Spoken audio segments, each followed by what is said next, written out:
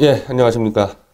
이 날씨가 뭐 상상을 초월하게 추운데 오늘도 뭐 대구시청 앞에서 저희 독자들이 또 손석희 저주 피켓팅을 했고 내일은 서울중앙지검 12시에 손석희, 홍정거, 김수길 대에 2차 무고죄 고소장 접수를 하고 오후 2시 한남동 홍석현 회장 집 앞에서 집회를 엽니다. 2차 무고죄 고소장이란 거는 1차로 손석희 패들이 고소장을 낸 게 지난해 2월에 그냥 손용석이 말 하나 가지고 그냥 는 무의미한 고소장 하나 들어온 거에 대해서 신혜원이라는 실사용자가 나타나서 제가 지난 10월에 1차 무고죄 고소장을 넣었고요. 손석희 팀이, 손석희는 또 빠졌어요. 이번에. 지난번도 빠졌고, JTBC 법인이 지난해 12월에 손석희의 저주라는 책 관련 형사고소장을 넣은 거에 대해서 이번엔 좀 상세하게 썼습니다. 고소장을. 상세하게 쓰다 보니까 거짓말이 줄줄이 잡힌 거예요. 지난번에는 사실은 워낙 두리뭉실하게 써가지고 별게 없었는데 이번에는 그냥 뭐 다 잡혔죠. 거짓말이. 그래서 2차 고소장을 무고죄 고소장을 넣는 겁니다. 1차 무고죄 고소 관련 제가 조사받을 때 검찰에서 저한테 분명히 이렇게 얘기했습니다. 이게 사안이 너무 복잡해서 머리 아프니까 자기들도 JTBC 측에 아니 변희재 씨 한번 뉴스룸에 출연시켜서 당당하게 한번 토론으로 결판 내는 게 어떻겠냐. 그렇게 얘기를 했대요. JTBC에. 그래서 저도 그거 뭐 나쁘지 않다. 그렇게 한번 합시다. 그렇게 해서 제가 지난주 JTBC 아니죠 MBC 집회 갔다가 JTBC로 갔을 때 JTBC에서 제가 손석희 나오라 그랬잖아요. 너희들이 고소한 검찰이 지금 나보고 너희들하고 사망유의 토론하라 그러니까 너희 어차피 스튜디오도 좋으니 혼자가 무서우면은 심수미, 손용석, 서복현 애들 데리고 나와서 하자. 1대5로. 내가 하자고 제안한 게 아니에요. 너희들이 고소한 검찰이 그렇게 하라 그래가지고 제가 마이크 잡았는데 오늘 미디어워치 기사에 올라갔죠. 서복현 기자에게 우리 기자들이 사망유의 토론하자. JTBC와 미디어워치. 그랬더니 법적 절차대로 따르겠다. 법적 절차로 따라야 되는 검찰이 제안했다니까요. 서복현 기자 정신 좀 차리세요. 내가 갑자기 그냥 토론하자 그런 게 아니라 검찰이 제안했단 말이에요. 당신들이 고소한. 자 보세요. 서복현 기자. 당신들이 지금 고소장에 쓴 대로 최순실께 맞다고 검찰이 판단 내렸다면 아니 윤석열 서울지검장이 그 얘기는 했죠. 최순실께 맞다. 그러면 저는 왜 지금 1년째 기소를 안 당합니까? JTBC 직원들 생각을 해보세요. 고소장에 쓴 대로 검찰이 그렇게 했다. 법무부 장관이 최순실께 맞다 그랬다. 뭐 헌법재판소까지 꺼내놨대 고소장에는. 근데 저는 왜 기소를 안 당합니까? 더군다나 저는 검찰이 공범이라까지 얘기하고 있는데 그 현재 진행형이죠. 전 지금도 조작이라 얘기하죠. 아니 문재인 정권 기분 나쁘면 다 구속시키는데 왜 저는 구속이 아니라 기소도 안 당합니까? 이제는 깨달아야 될 거 아니에요? JTBC 직원들? 검찰 자신 없는 거예요. 검찰 믿고 까불지 마세요. 검찰 자신 없으니까. 그러니까 토론으로 해결하라 그러는 거지. 검찰 발 빼고 있습니다 지금. 검찰 믿고 덤비다 다 죽어요. 자 무고죄 고소장 중에서 가장 핵심은요. JTBC가 최순실이 태블릿으로 연설문을 고쳤다고 보도하지 않았다는 대목. 이거 천인공노할 거짓말 아닙니까?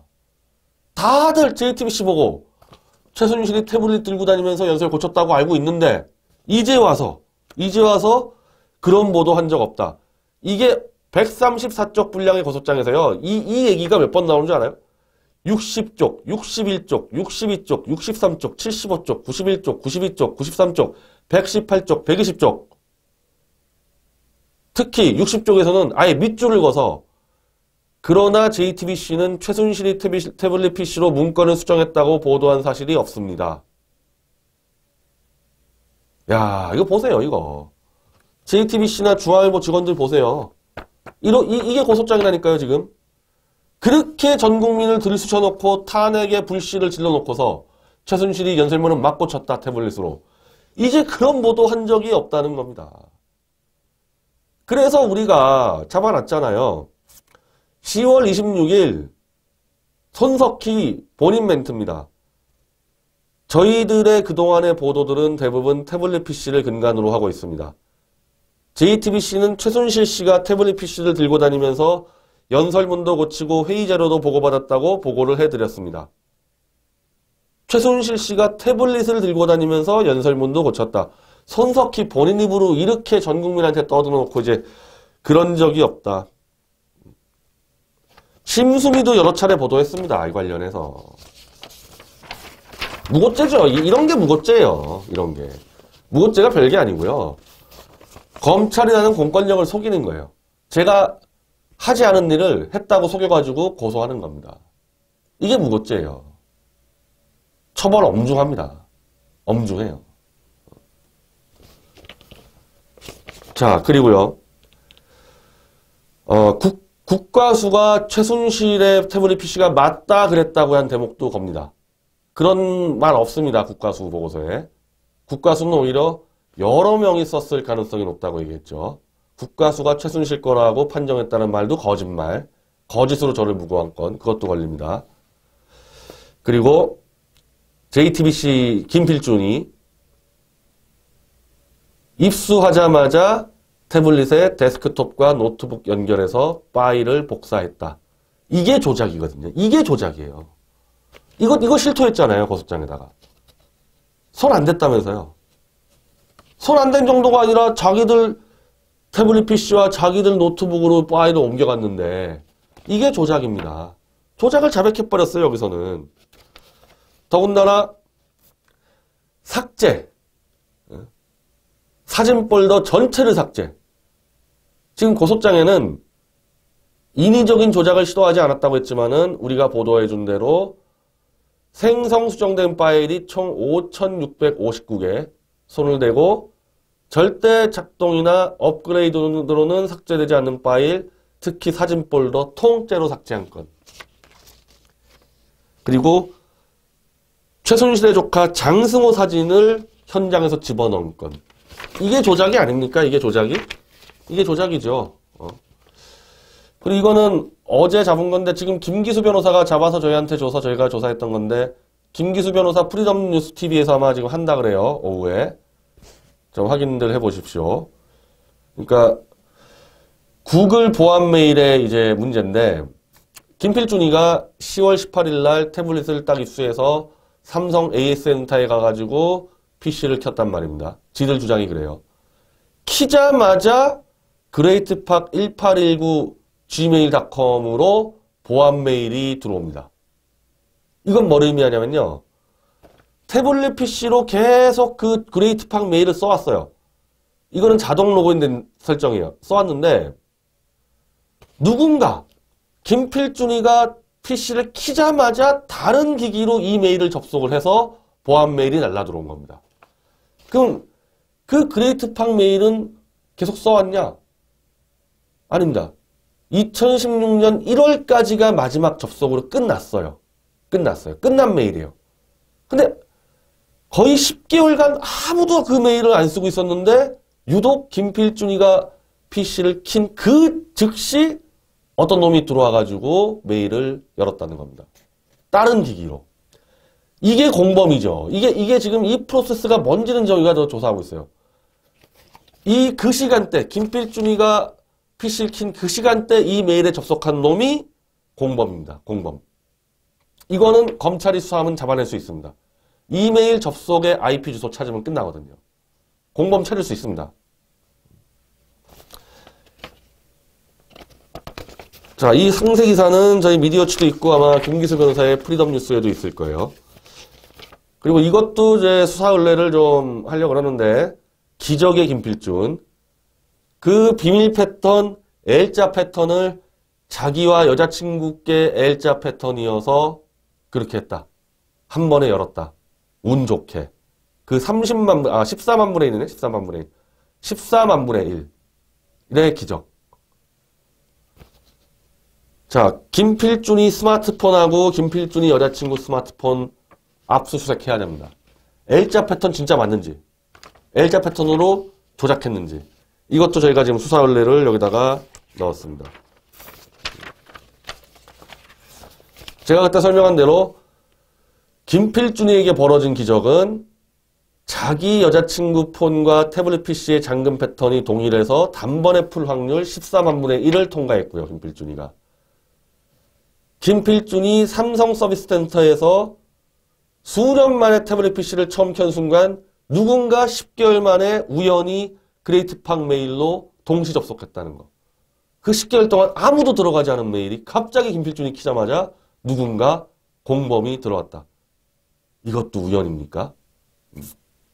그리고 WK의 그 관리인, 정의당 당원이라는 관리인, 누구한테도 열어주지 않았는데 유독 김필준에게만 열어줬다는 그 우연.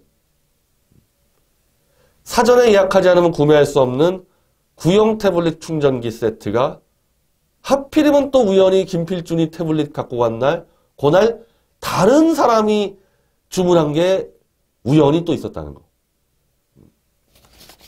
우연히 지금 5개, 6개 겹치고 있지 않습니까? 이거 검찰 수사보다도요.